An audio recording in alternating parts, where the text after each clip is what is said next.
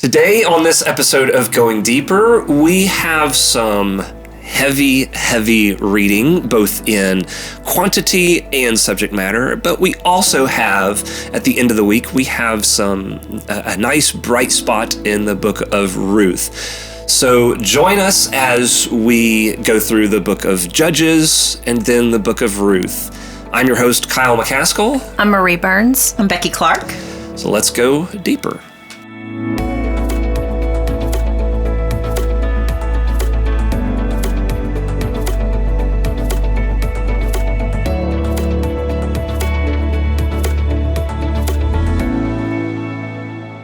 Okay, so this week we do have a rather heavy load, both in quantity and in subject matter, because we're dealing with Judges, which is one of the least fun, least happy books that you can probably read in all of the Old Testament, save for maybe Lamentations. Yeah. Job's really depressing, pretty big downer too. Yeah. Well, and as sad as this round through Judges is, as hard as it is to read, it leaves out some of the worst of Judges. It does, which is really saying. I often tell people, you think the world we're living in is bad right now, go read Judges. Yeah. Although I'm afraid we might be catching up. We're getting there. You know. This is one of those weeks where, it's a good idea to look ahead to the week that you're going to be looking through, because the week of you do Psalms and Proverbs is similar as far as quantity goes.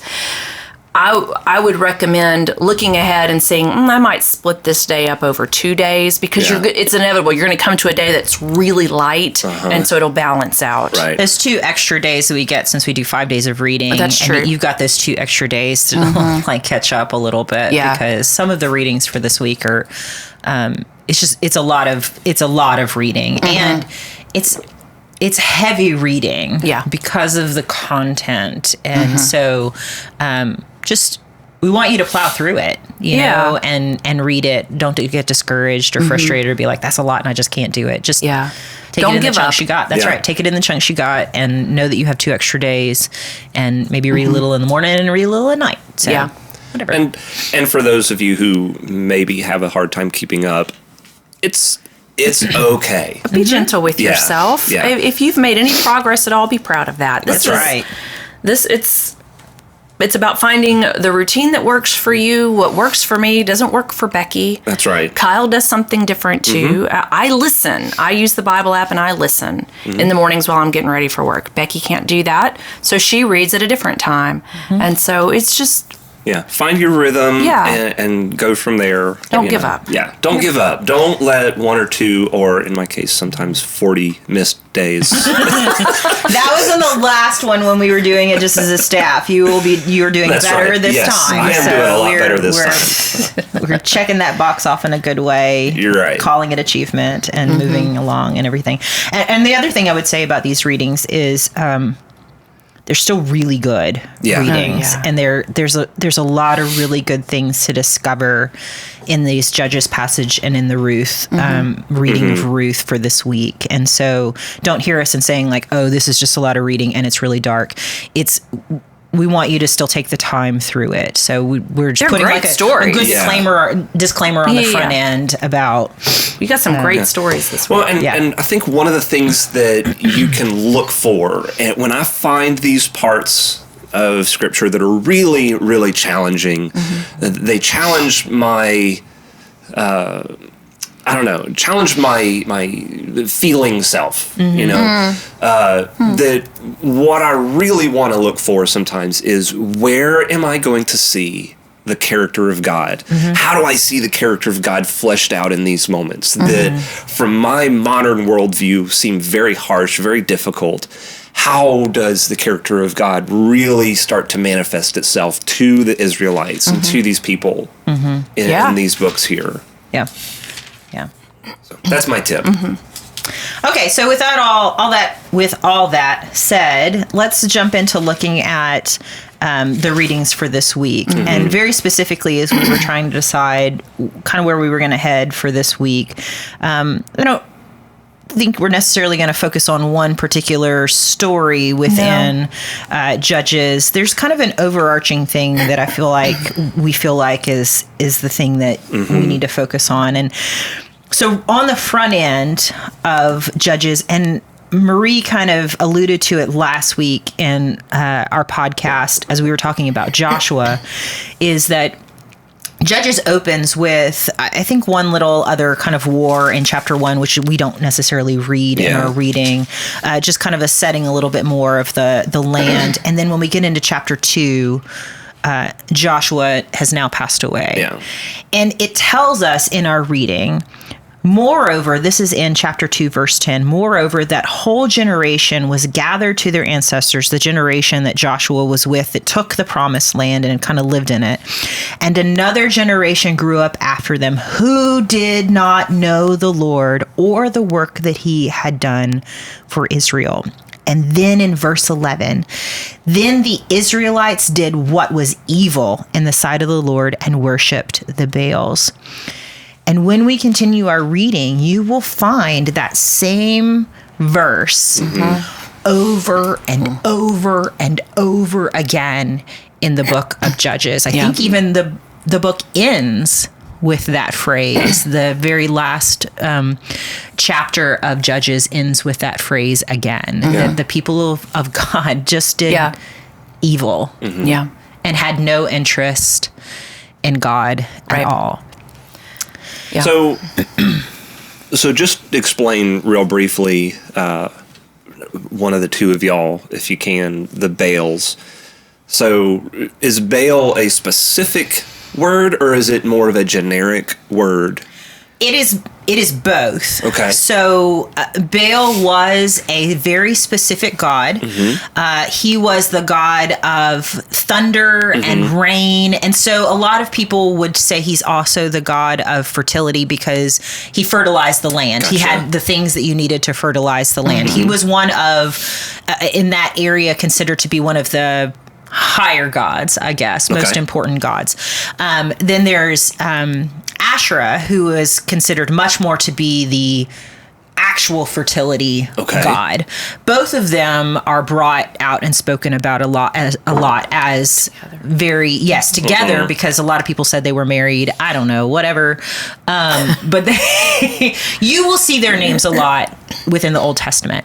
Baal is also considered to be just a very general term in some ways of it's like throwing the word out of God's little g, Baal. Gotcha. The Baals. The Baals. You'll hear a lot the Baals and all that kind of stuff. So it's really context. So when we were talking last week about making the golden calf, the Baal golden calf, that was one of the symbols, the idol symbols for the god Baal. Another symbol is I think it's a man holding a lightning bolt kind of thing. I think we've seen those before. So it's just context. It's context here. So when we read Judges, you can read it both ways. You can read it as the people of God are worshiping the Baals. You can also read it as they are worshiping Baal, which is probably they're doing both. Yeah. So is that clarifying? Yeah. And that was... I want to point out that because we skipped chapter 1 of Judges, that Judges picks up right where Joshua leaves off. So the people, God gives them the land, then they delineate, they draw their boundary lines, everybody takes their space, but I want people to know the Israelites never fully take the land. They, you actually get some stories early on of them kind of wimping out when they should have been like one of my favorite characters in Joshua and all of the Bible, Caleb, and who's 85 years old and says, I got this. Come with me if you want to, kind of guys. And he goes and takes his land. But there were still Canaanites in the land. They're still fighting to take their space. And Joshua passes on. And so Judges picks up right where Joshua leaves off. And you just pretty much get one generation removed. Yep. And then we come to where you read just a minute ago in chapter 2, verse 10. You got that one generation. And so I was doing a Bible study on Gideon by Priscilla Shire once upon a time, and she posits this question in the very first episode, and what happened? How do you have an entire generation who doesn't know? And whose responsibility was it to tell them? And not only that, but is it that they weren't told? Is it that they didn't care? Is it a little bit of both? Mm-hmm. And so that's kind of the setup for the whole rest of Judges. Is you've got this cycle that goes on, right? Yeah. And I know lots of people smarter than me have actually created an image of it's kind of a clock. It's basically a circle of however many years, and they obey. They're like, "Oh, we're sorry," captivity. Then they repent. Then the judge and the guess is that the time of the judges lasts about 250 years, give or take. And when you read the stories for this week, you find the people, it always starts with the people who are doing evil, and then they're under captivity of this group of people, and they cry out to God for, I think one of them is for like 40 years, one of them's for 7 years. They're living under the captivity of these people who live in the promised land, who are not supposed to have been in the promised land, who are oppressing them, but at the same time, they're doing everything that these other people are doing. They don't look any different from them. Yeah. So yes, it's a cycle. So, okay. So then so let's go back to your question that Priscilla Shire then posed. How does this generation not know the Lord? I mean, I guess it boils down to either they weren't told or they were told and didn't care. And you think about how information was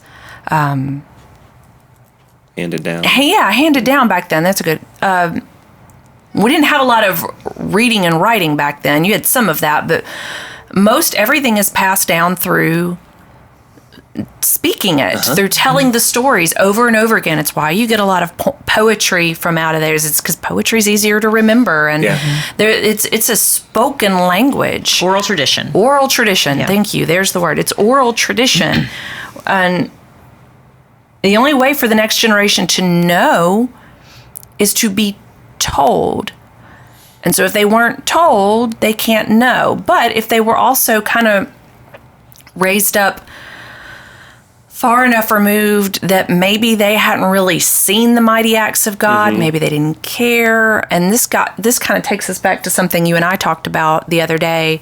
And what generation actually went into the promised land. We know the first generation that came out died in the wilderness during the 40 years, but there is some suggestion in Exodus that actually the generation behind them, maybe only a few made it in. So by the time you get to that third generation removed, they didn't see the parting of the Red Sea.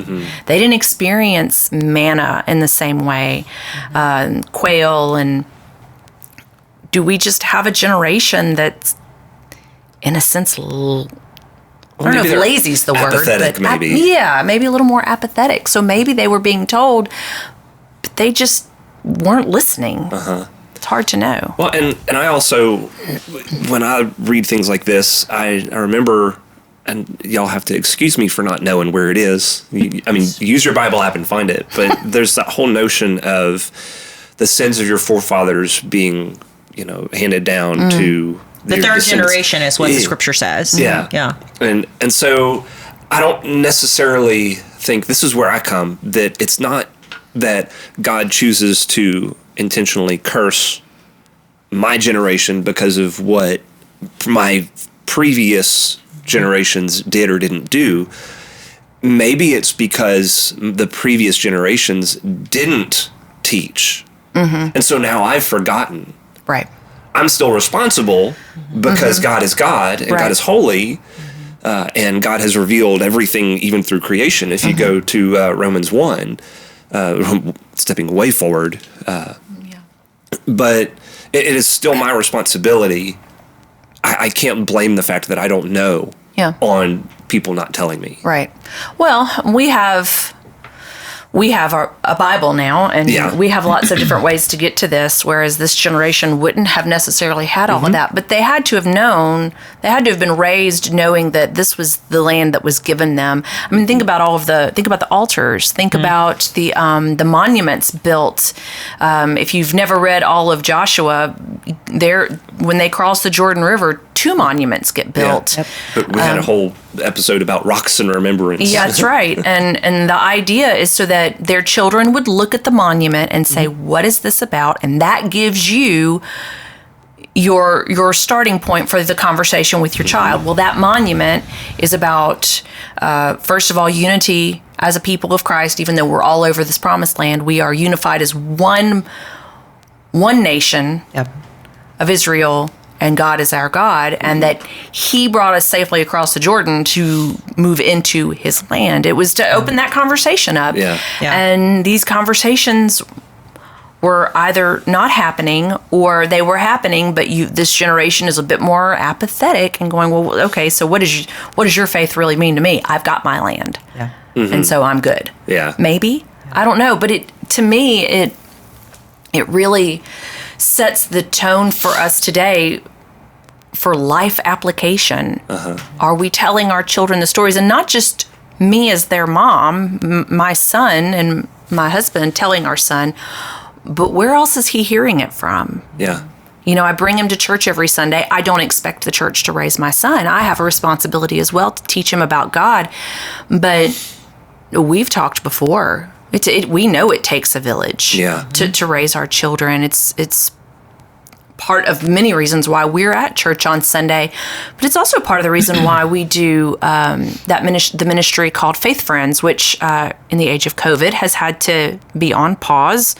But it's extremely important because it pairs a young child with a senior adult, and the whole goal is to build a relationship so that there is conversation between a child and 2 generations ahead of them about faith, about God. We've got to be pouring into our children and our children's children. And when we think about when a child is baptized in the church and how there is that calling on the congregation to help raise this child up and tell them about God, we have to take that seriously, because talk about having a generation that doesn't really know. Our whole country is struggling right now because they do not know. Not really. And it's hard to take that upon ourselves, that it's my job not just to tell my son about God, but to speak about God to your kids and your kids and any other kid I come across. You know, I have taught children's Sunday school. I'll confess, I didn't really like it. It's not for everybody. It's not for everybody, but it's for some. And we have a duty to not just tell our kids and our grandkids, but any kid who walks into our life about the love of God and what he's done for us. And I want to add, you alluded to this element, but I think an element that we need to make sure we clarify is that telling a story and being passionate about the story are 2 different things. I can tell a story that I have no connection to. And I can tell you the story and I can tell it good. But it's the relationship and the passion that I have connected to it that actually makes it stick and makes a difference. My kids know when they're looking at me and I'm looking at my screen that I'm not listening. You know what I'm saying? They know if I'm not involved in it, if it doesn't connect with me and all that kind of stuff. And they're not dumb. So they could tell if I tell them a story about something, but I'm not connected to it. But when I am passionate about it, when it means something to me, it then means something to them. And so the added element is, yes, we need to be surrounded by community. It takes a village. You need to be surrounded by a community that is also passionate. The reason that I'm so committed to my small group is because I know that we're a group of people who are screwing up all the time, but we're, but we are passionate about Jesus.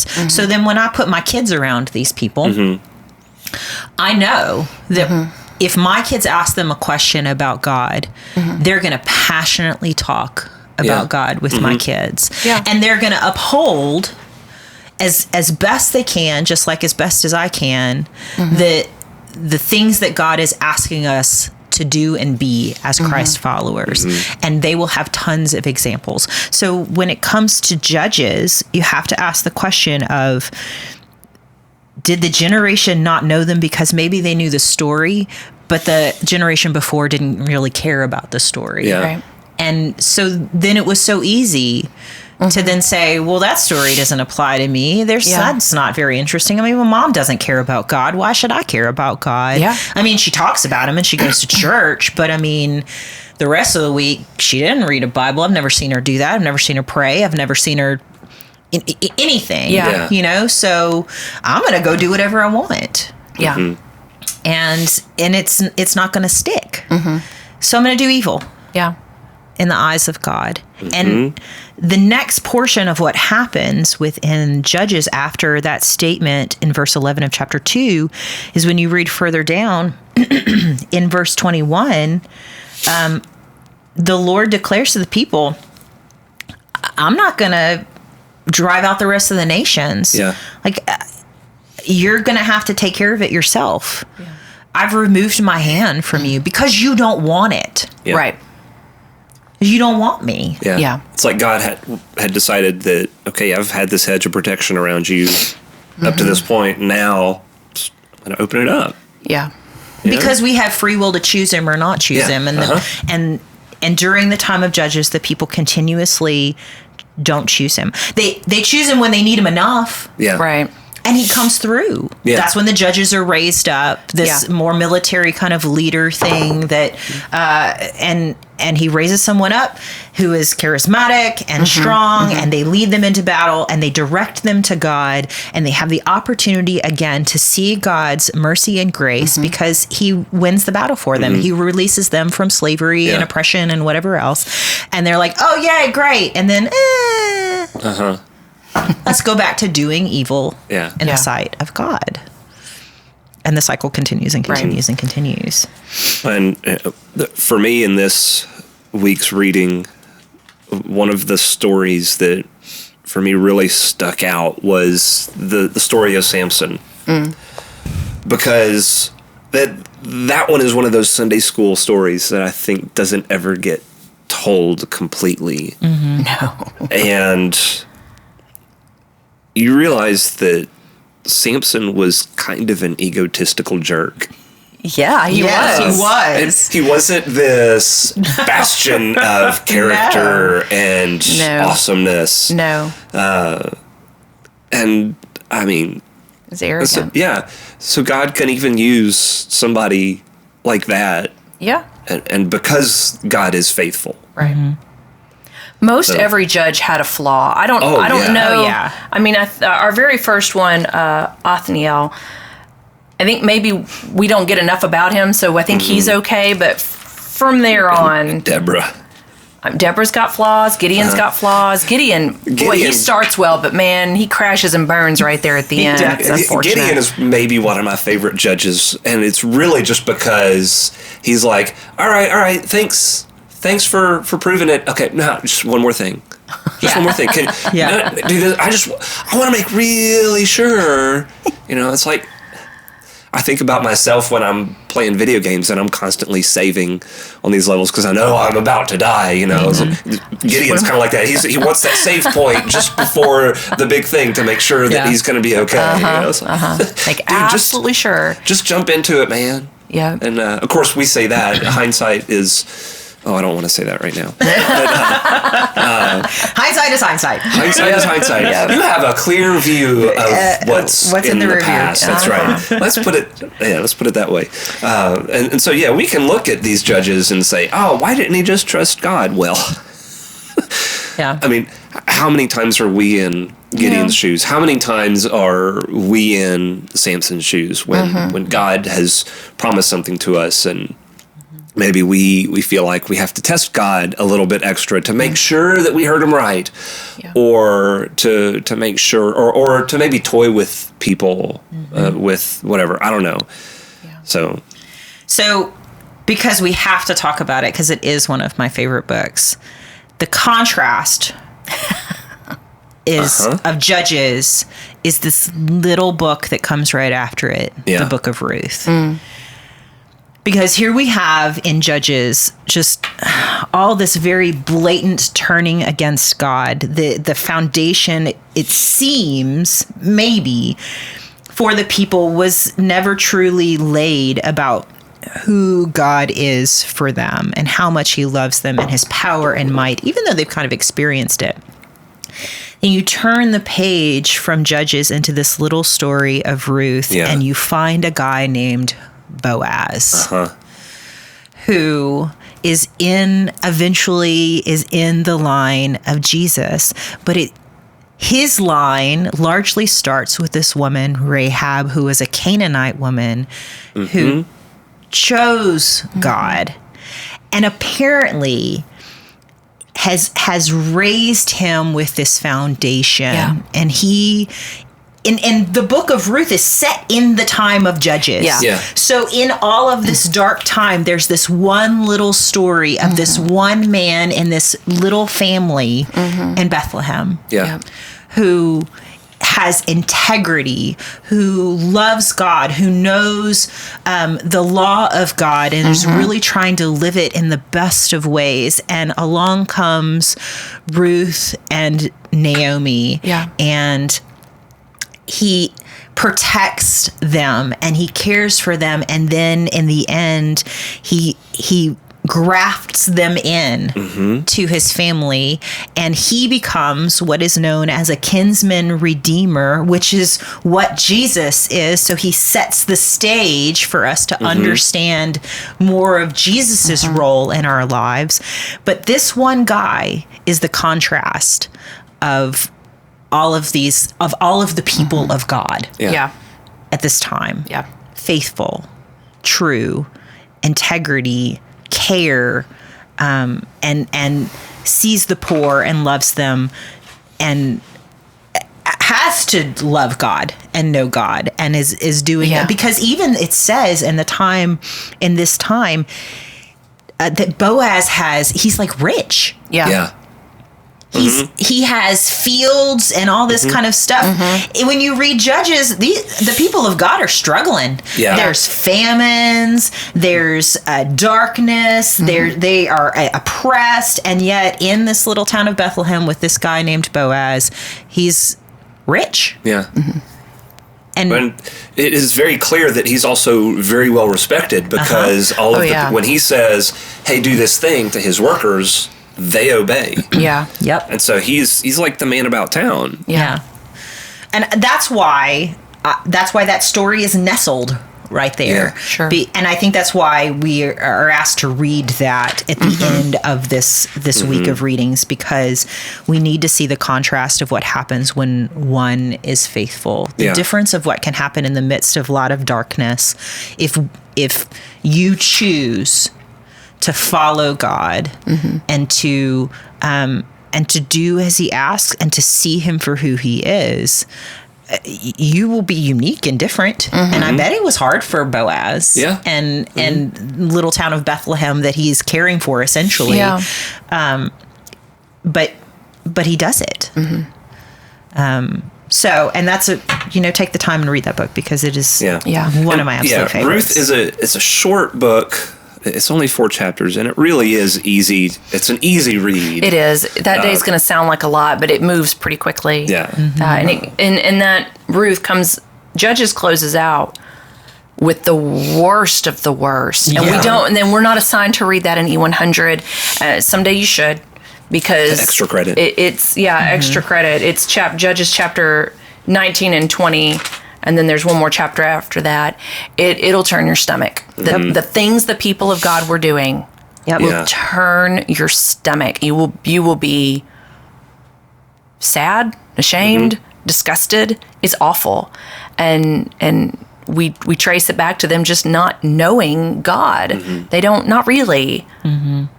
And just your stomach is turned, and then you turn a page, and you get in the midst of all this devastation and heartache over God's people, you get this glorious story.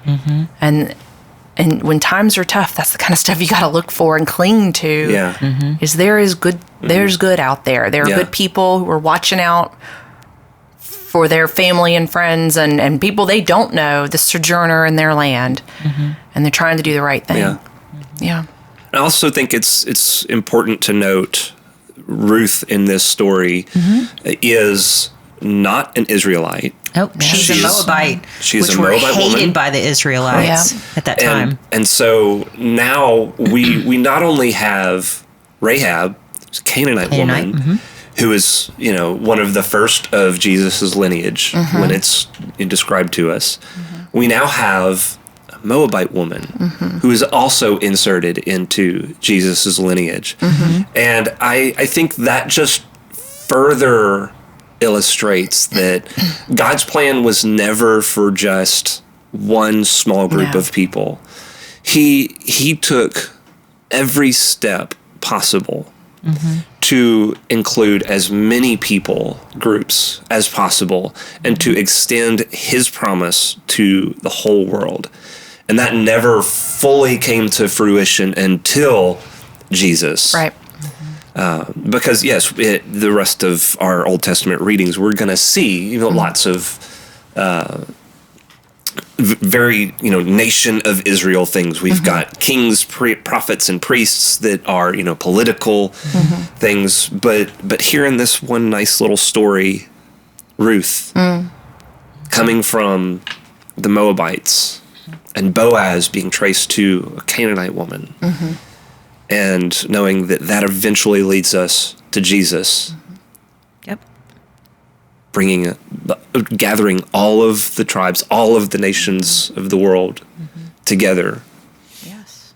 Well, it brings us to David first, because David is the grandson of Boaz and Ruth, and David is the only king that really unites the nations. He is the most successful king in biblical history I'm sure we'll talk about this later when we get to that point, but that's next week. Hey, good.